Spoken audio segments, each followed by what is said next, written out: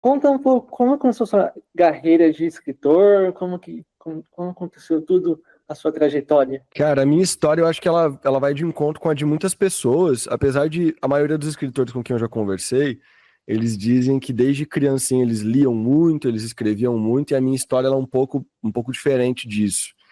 E conforme eu fui conhecendo não só escritores, né, mas fazendo palestra e vendo leitores, eu comecei a identificar esse mesmo padrão em algumas pessoas, porque eu comecei a ler muito tarde. O primeiro livro que eu terminei de ler, que eu lembro de ter terminado de ler, eu acho que eu tinha 14 anos de idade. E quando eu virei escritor, porque a gente quer contar história, a forma mais barata que tem de contar história é livro. Se a gente for fazer um filme, a gente tá lascado, sabe? Dificilmente a gente vai ter oportunidade no mercado de trabalho para participar de histórias, até de outros livros. Então a gente vai lá, pega a nossa história, escreve ela no papel e vê se alguém lê, né? Se alguém fala que a gente sabe o que tá fazendo. Uhum. Acabou que eu estava nessa mesma linha de pensamento, ganhei um edital, uma espécie de premiação que tinha na minha cidade, que pagou pelo meu primeiro livro. Aí com esse livro, que foi o Corvo Negro, eu comecei a rodar a cidade, comecei a botar outros editais e ganhei mais umas 2 vezes lá e consegui uma verba para ir nas escolas. Sim. Quando eu fui nas escolas, eu levei o Nova Rajux, que é um livro meu que está pela Novo Século, há muito tempo já, não faço ideia como é que tá lá o livro, porque a editora não me manda nada, mas tá lá, o pessoal pode comprar até hoje. E com esse livro eu comecei nas escolas e eu dava um exemplar de graça em cada palestra que eu fazia. E eu fingia que era sorteado. Eu manipulava totalmente o sorteio. Porque era um sorteio de. Eu não lembro direito como é que era exatamente, tá? Mas era mais ou menos assim. Eu pedia para as pessoas adivinharem que número eu estava pensando. Então elas levantavam a mão com a quantidade e eu manipulava com força, porque eu queria que o livro fosse para alguém parecido comigo quando eu estava na escola. Eu era alguém que não era o óbvio leitor, eu incomodava na sala de aula, eu tenho TDAH bem forte até hoje, e na época, em vez de a gente ser tratado, as pessoas só botavam a gente no fundão e falavam para a gente ficar quieto. Então, quando eu enxergava esse padrão que tem em todas as escolas, e era um moleque que estava ali, engajado na palestra, interessado, mas eu via aqueles olhares dos professores, principalmente em cima dele, de que era um moleque xarope, eu manipulava para ele ganhar o livro. E eu escutei dezenas de vezes, dezenas de vezes.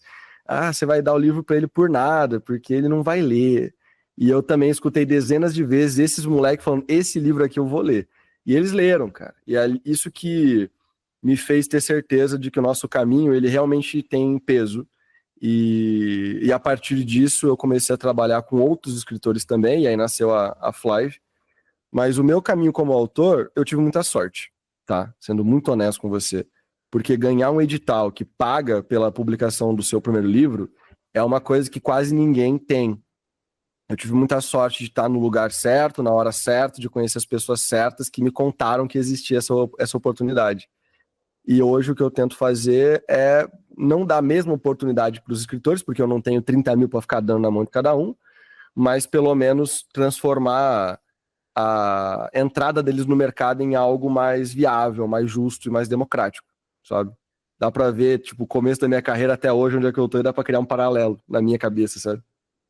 Qual que é a história do seu primeiro livro? O primeiro livro, ele é O Corvo Negro, e eu acho que quase todo escritor, amador principalmente, a gente meio que faz umas autobiografias no começo.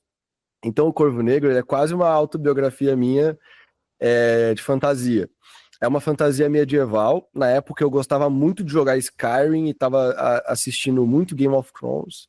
E acabou que sem querer, porque dizem que é muito parecido, mas eu só fui descobrir depois os livros do Andrew Sapkowski, que é o The Witcher, sabe? O bruxeiro. Sei. Então tinha todas essas meio que referências na época.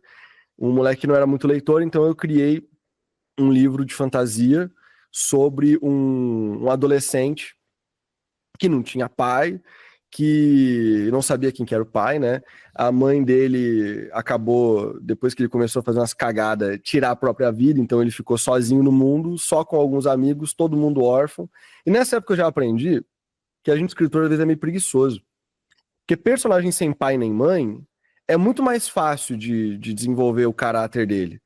Porque ele não tem pai e mãe pra cobrar ele, né? Então eu queria um personagem que ele fosse um miliciano mirim, cobrasse dos vendedores da microcidade onde ele morava uma espécie de imposto para não assaltar eles, uma milícia, né? Perfeitamente dita, só que feita por 3 adolescentes órfãos. Essa é a história original, né? Hoje eu tô relançando esse mesmo primeiro livro e já mudou bastante, mas eles continuam sendo uma milícia. E Você fez mudanças no texto?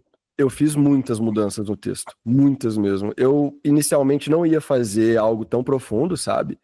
Mas no Corvo Negro original era muito uma autobiografia, então nessa versão eu quis trazer para algo mais comercial, mais viável. Então o Ukil, que é o nosso protagonista, ele tem a companhia da Mary e do Faren, que já estavam com ele desde o começo do livro, e eles continuam com ele muito nesse novo livro, mas não são só mais eles 3 no começo, eles têm uma comunidade maior, aqueles órfãos, eles vieram de algum lugar, sabe? Não são grandes acasos e coincidências que geraram uma comunidade. Todo mundo ali tem um motivo muito claro de onde veio, e isso dá muito mais propósito para a história que eles constroem e para eles serem milicianos, porque ser miliciano não é uma coisa muito legal, né? Então, a gente, como escritor, precisa mostrar para o leitor que o nosso personagem, ele merece a torcida dele. Então, não dá para eu pedir para o meu leitor torcer por um miliciano que não tem grandes lados bons. Então, a nova edição do Corvo Negro, que vai sair no ano que vem, provavelmente, é uma grande promessa aí. Acabei de receber a capa quase completa, inclusive, dele, da nova versão, né? Tá bem diferente. Ele é repaginado. A história, ela é o desenvolvimento do Ukil como ser humano. É a descoberta dele como uma pessoa dentro de uma sociedade.